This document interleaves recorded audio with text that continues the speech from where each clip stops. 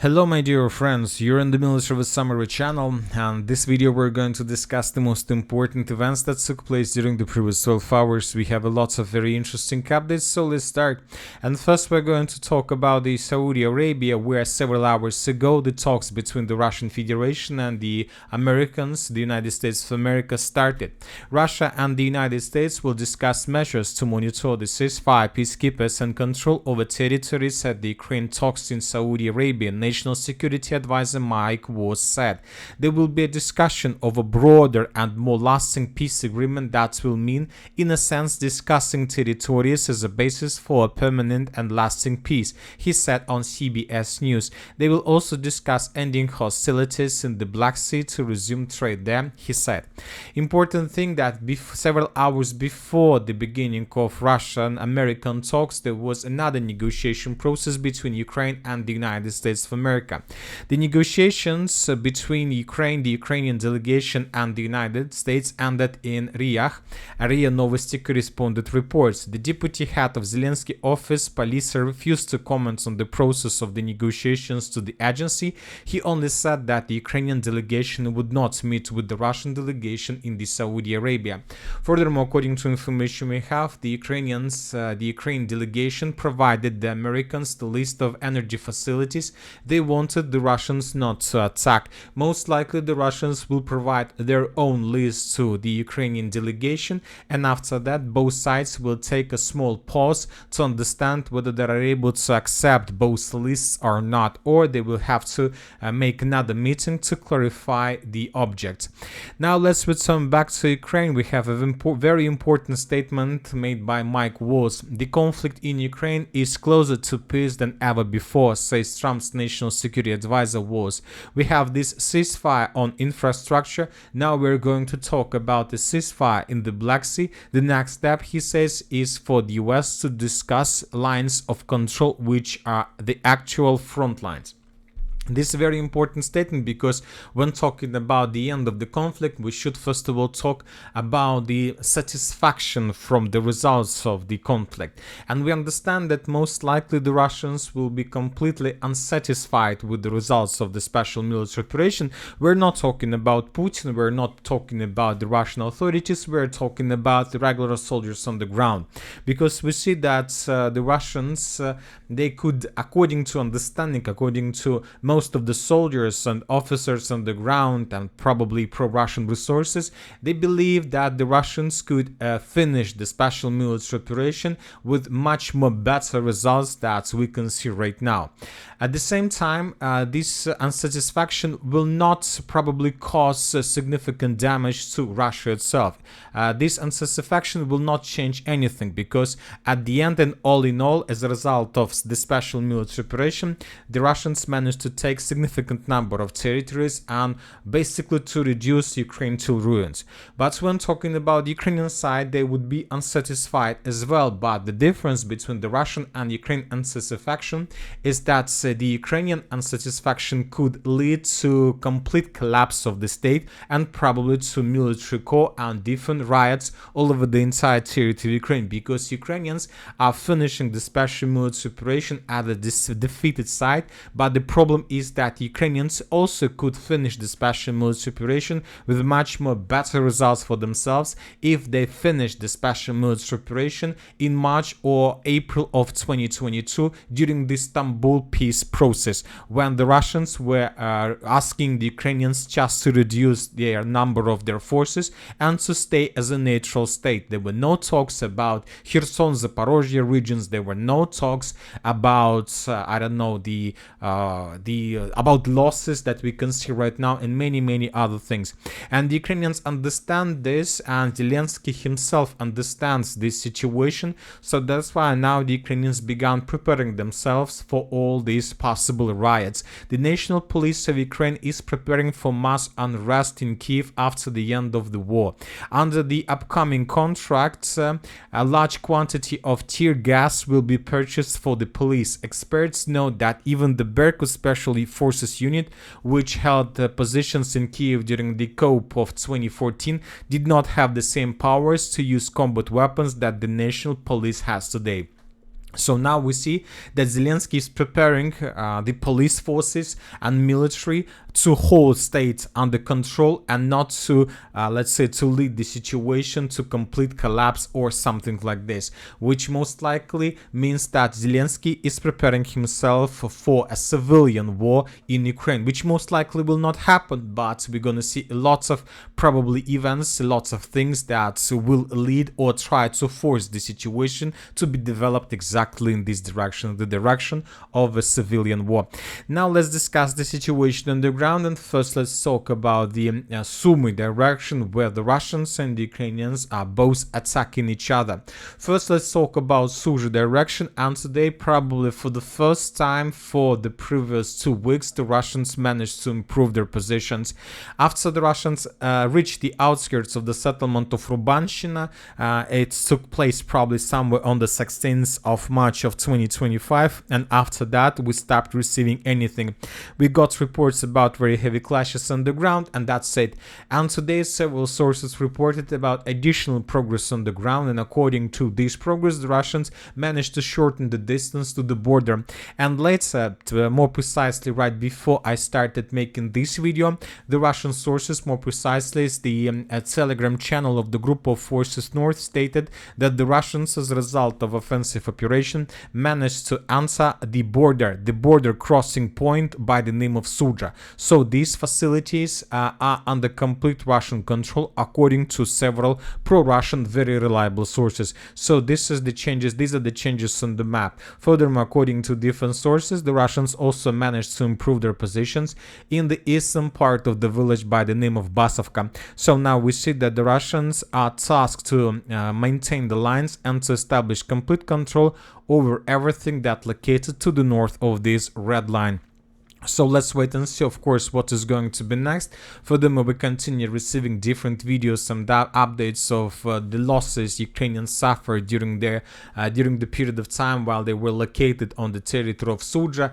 In this video, we can see how the Russian fiber optic drone was flying above the main roads, supply roads, H07 between the city of Sudzha and the settlement of Yunakivka. Here we can see lots of losses that Ukrainians suffered during the retreat process or during the probably support and supply process. Hundreds of vehicles were destroyed, hundreds of vehicles that still haven't been evacuated by the Russians. But due to the fact that the Russians reached the border crossing checkpoint, we believe that all this equipment would be evacuated in the very near future.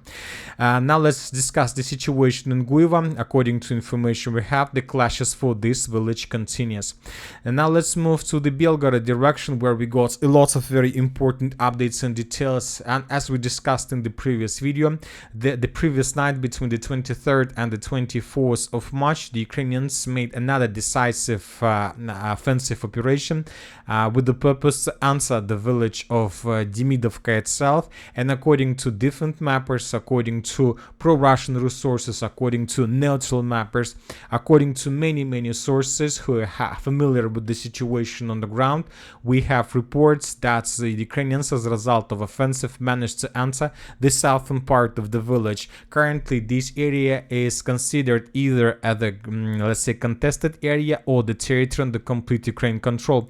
Other sources reported that Ukrainians abandoned their positions from the village of Demidovka, and when the Ukrainians entered the settlement, the Russians began bombing and attacking this village with everything they have, with TOS flamethrower systems, with multiple launch rocket systems, with FPV drones.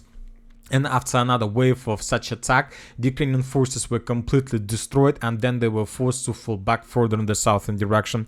As for now, we still haven't received even a single video that can confirm either control of the Russians or the control of the armored forces of Ukraine, but the facts is a very strong thing, and we see that more and more sources confirm Ukraine advance in this direction. Furthermore, the Ukrainians, to improve their positions and to ease the progress of their forces, destroyed the bridge bridge in the village of Grafovka. In this video we can see how the Ukrainians, as a result of HIMARS strike, damaged, or first they tried to destroy, but they managed just to damage the bridge in the central part of the settlement. Anyway, despite the fact that the bridge was just damaged, we understand that most likely the Russians are no longer able to use this bridge for supplying and supporting their forces on this side of the river, which means also that in the very near future we're gonna see additional videos from the Ukrainians how they answer at least this part of the settlement, which is currently located basically on the Ukrainian side of all these water reservoirs. So we believe if the situation continues develops the same way, we believe that in the very near future the Ukrainians will establish complete control over everything inside of this yellow line. And this is exactly the tactics that both the Russians and the Ukrainians are trying to use, the tactics of 1000 knife strikes. They both try to attack each other on many directions with the purpose to test each other's defense and to understand whether the Russians or the Ukrainians are able to advance further. The Russians, with the purpose to stabilize the situation, brought on this duration the significant number of helicopters with the purpose to destroy Ukrainian vehicles and tanks that were crossing the borders, but the Ukrainians managed to discover the landing position of the Russian helicopters, and during the previous night the Ukrainians, when they discovered 4 helicopters of the armored force of the Russian Federation, 2 Mi-8 and 2 Ka-52, destroyed this helicopter landing position with the HIMARS strike. 4 helicopters of the armored force of the Russian Federation were destroyed. Obviously, those were significant losses from the Russian side. Now let's move further. We received additional updates from the city of Volchansk, and everything tells us that the Russians most likely decided to finish the battle, at least for the northern part of the settlement, because the second day in a row we continue receiving updates of additional progress on the ground. This is the situation, for example, by the end of the 22nd of March of 2025, when most likely the Russians began their offensive operation. This is the situation by the end of the 23rd of March. The Russians managed to improve their positions along the street of Polina Sipenka, and this is the situation by the beginning of the 24th of March. We see that the Russians have almost cleared the most northeastern part of the settlement, so we see that Ukrainians have less and less positions on the Russian side of the river Volchansk. We understand this operation because if the Russians take the northern part, then most likely the Russians will try to cross the river Volchansk itself with the purpose to take the city of Volchansk completely under control and to begin advancing further in the southeastern direction, in the direction of the Russian foothold that the Russians are trying to build on the Ukrainian side of the river Oskil, where we can see continuous clashes in the vicinity of Kupyansk. Today we got reports that the Russians managed to break through the Ukrainian defense belt and to answer the southeastern outskirts of the settlement by the name of Maloshapovka. Today we continue receiving a lot of updates exactly from this territory that was published mainly by pro-Russian resources. Once again, the pro-Russian resources reported that the Russians currently, right now, on the 24th of March of 2025, are storming the settlement of Maloshapovka. The Ukrainians suffer loss, and we have lots of videos with Ukrainian soldiers that basically suffered as a result of Russian offensive. So maybe today we're gonna see additional updates exactly from this territory. Now let's move further. While the Russians are attacking in the northern Kupyansk direction, the Ukrainians during the previous 72 hours carried out a lot of successful counterattacks in the central Kupyansk direction. The Ukrainians managed to improve their position significantly, and when talking about this area, those were not just attacks from the Ukrainian side with the purpose to restore positions over some strategical points. The main purpose of those attacks was to check and to test and to see the 3rd military corps of the armored forces of Ukraine in action. You know that there used to be a 3rd brigade, assault brigade of Azov of the armored forces of Ukraine, and according to information we have, currently this brigade is going through the transformation into the 3rd military corps. And all these attacks, those attacks that's been taking place since the probably beginning of the previous week, were just about to check and to test this 3rd military corps in action. And as a result of those counterattacks, the Ukrainians managed to restore control over some fields in the vicinity of Zelyony Gai. The Ukrainians managed to enter the villages of Stepe and Kopanki from the west, and according to information we have, the Ukrainians managed to establish complete control over the settlement by by the name of Nadia. The video about that attack was published yesterday by pro-Ukrainian sources. So the Russians trying to stabilize the situation. Obviously, those attacks were unexpected for the armed force of the Russian Federation. Now let's move further and let's discuss the situation in the Pokrovsk direction, where the main clashes were taking place for the village of Uspyenovka and Salona. According to information we have, during the previous 12 hours, the Ukrainians carried out very successful offensive operations towards the village by the name of Salona. Once again, 1,000 knife strikes tactics. The Ukrainians answered the village from the western part, while the Russians managed to improve their positions in the southern part of the village by the name of Uspyenovka. When talking about Uspyenovka, we have geolocation that confirms the Russian presence in the most southern part. As for the Ukrainians, we have just several updates published by the neutral mappers and by pro-Russian resources without any proofs, but we believe that this counter-offensive operation took place. We're just waiting for additional details. Once again, according to this attack, we believe that Ukrainians still have plans to cut the northern salient from the Russian control. We are talking about the triangle Vovkovo, Kotlino, Dachnia. This, let's say, salient is a very big pain for the armed forces of Ukraine. And we see that Ukrainians are trying to cut the salient before the end of the Russian regrouping. So all these attacks, all these 1,000 knives attacks have just one purpose: to slow down the Russian regrouping, to win as much as possible time before the beginning of the real negotiations. Because when the Russians finish regrouping, they will be able to resume their offensives all over the entire line of combat contact. And then the situation for the Ukrainians and their negotiation positions, which would be much more weaker in comparison with the current one. And that's it for the short video. Military Summary channel reminds we condemn any violence in the world. Thank you for your watching. Subscribe to my channel, put your likes, join my Patreon, and have a good day.